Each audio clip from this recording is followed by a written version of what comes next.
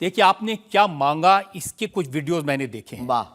आप लोगों से कह रहे हैं कि आपके पास जितना चाहे दान दे दो, अपना मकान दे दो, फ्लैट दे दो, बंगला दे दो, घोड़ा दे दो, गाड़ी दे दो, सोना चांदी, बैंक एफडी, मंगलसूत्र, अंगूठी, लुगाई लड़का छोड़ के सब मुझे दे दो। ये हमारा डिस्क्लेमर रहता है दरबार के पहले का। लोगों को जो भावनाएं रहती हैं कि गुरु परंपरा के लोग और साधु लोग दरबार इसलिए लगाते हैं, भगवान को इसलिए रखते हैं कि ये कमाई का जरिया बनाते हैं।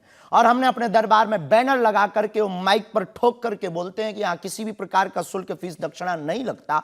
पर अगर तुम शिष्य मानते हो अपने आप को और हम गुरु हैं, तो गुरु परंपरा के नाते अगर कुछ भी तुम दे दो, अगर आप भी इंडिया टीवी का ये हाउस हमारे नाम करें, हमें कोई दिक्कत, और लेते भी हैं। लेना बुरा नहीं है, उपयोगिता बुरी है। लेकर के उसका सदुपयोग करते या दुरुपयोग करते। हम लेते हैं, कोई अगर देता है तो स्वीकार करते गुरु के नाते। हम उस परंपरा से हैं जहां अंगूठा तक दान गुरु को दे दिया जाता है, हम भी लेते हैं। कितना कमा लेते हैं? हमारी तो कोई फिक्स कमाई नहीं है, क्योंकि हमारी कोई कंपनी या बिजनेस नहीं है। कोई चढ़ा जाता है, हमारे पास करोड़ों सनातनियों का प्यार, लाखों करोड़ों लोगों की दुआएं, हजारों संतों का आशीर्वाद, इतनी कोई हमारी हिसाब कमाई किताब तो रखता होगा ना कि कितना पैसा आया। जितने सनातनी उतनी कमाई, हिसाब आप लगाओ।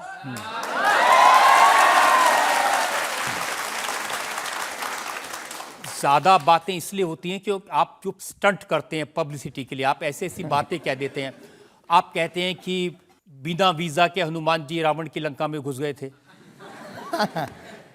ये जो मॉडर्न युवान भाई बहन है, इनको लंका प्रवेश के बारे में बताएंगे तो इनको ये लगता है कि ये घिसी पिटी बातें इनके दादा परदादा बताते रहे, ये बेचारे ऊब गए। इनको कुछ ऐसा चाहिए कि उस अध्यात्म से कनेक्ट हो पाए। और जैसे रावण ने मुझसे फोन पे बात की। हाँ बिल्कुल, हम वही बोलने ही वाले थे। लगता है आज हमारी शक्ति आपके पास पहुंच गई। तो हमें आपको समझाना है, रावण से फोन का बात का मतलब सबके अंदर रावण बैठा है।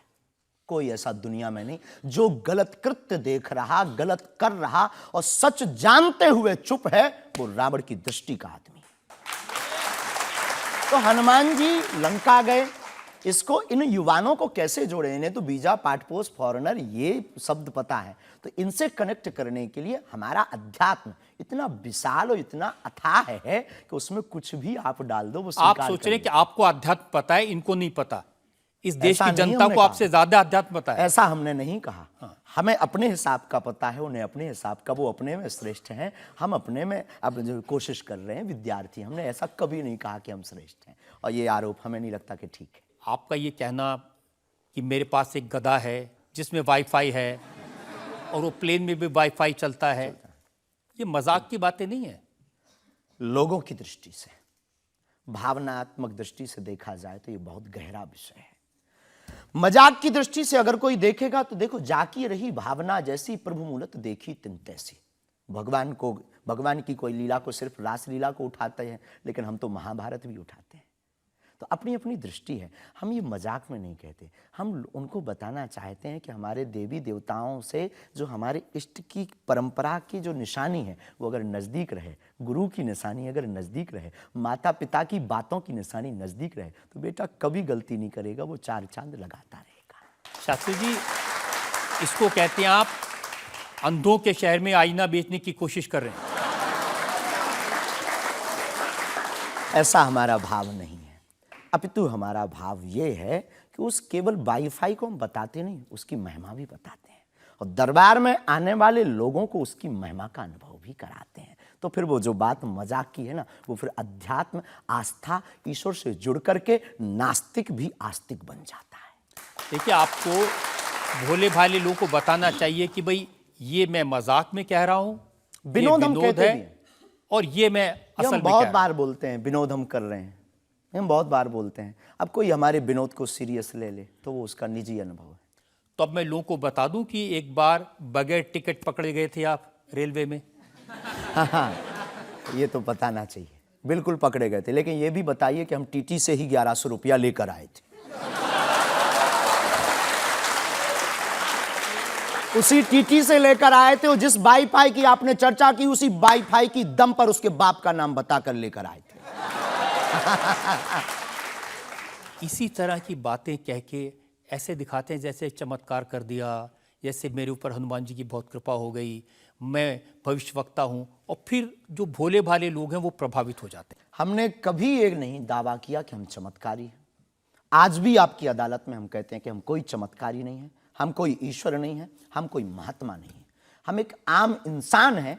लेकिन हमारी अपने इष्ट के प्रति आस्था, ऋषि परंपरा के प्रति आस्था है, जो महर्षि वाल्मीकि से पत्र दरबार की महिमा चली है, उस महिमा का हम अनुकरण करते हैं, और उस आस्था में उलझनों में का रास्ता मिल जाता है तो उसे आप चाहे चमत्कार मानिए अथवा फिर आप अपनी बुद्धि से जो जिसने जो जाना वो हमें माना। देखिए शास्त्री जी, बहुत सारे ऐसे लोग हैं, गरीब हैं, परेशान हैं, बीमारियों से थके हारे हैं, डॉक्टर से आशा छूट जाती है, हॉस्पिटल से आशा छूट जाती है, वो आपके पास आते हैं, वो सोचते हैं यहाँ इलाज मिलेगा।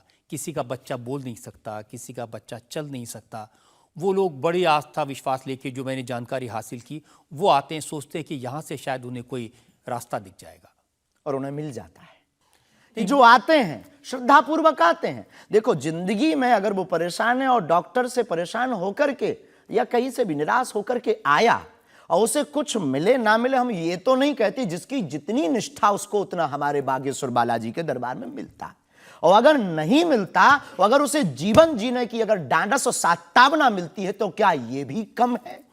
बिना पैसों में, बिना दक्षिणा दिए, बिना कुछ लगे अगर हनुमान जी से जुड़ रहा, अगर वो प्रभु से जुड़ रहा, अगर उसे जीवन जीने में 4 दिन की जिंदगी है, डॉक्टर ने कह दिया तो मर जाओगे, लेकिन बागेश्वर धाम के नाम से उसके चेहरे पे मुस्कुराहट है कि मेरा हारे का सहारा है, तो अगर ये मुस्कुराहट उसके चेहरे पर आती, इससे किसी को गुस्ताखी क्यों?